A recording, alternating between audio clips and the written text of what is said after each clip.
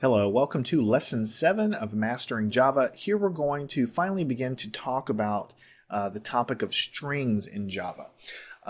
We've learned about lots of different data types in Java thus far in our lessons here. We've learned about integers and floating points. We've also learned about the concept of a character, which is a single letter that you can print out to the screen or read in from the keyboard.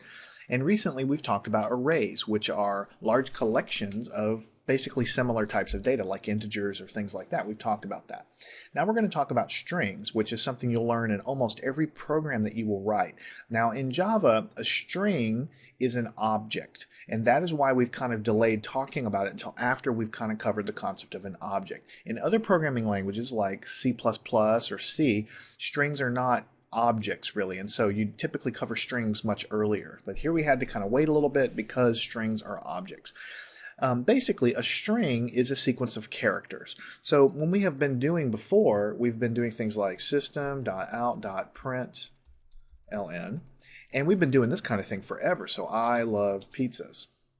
And you know by now that you can save this and run it, and we've been using this enough so that you know that you can print things out to the screen.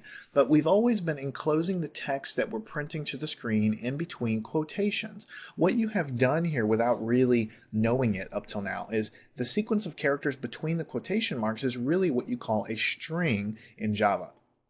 And a string, very simply, is just a sequence of characters. So here the sequence is the capital I, the space, the lowercase love, the space, and then pizzas, and then the period. So every single character you see, including any white space like a space bar or even an apostrophe, any kind of weird symbol, every single character that you see is part of the string.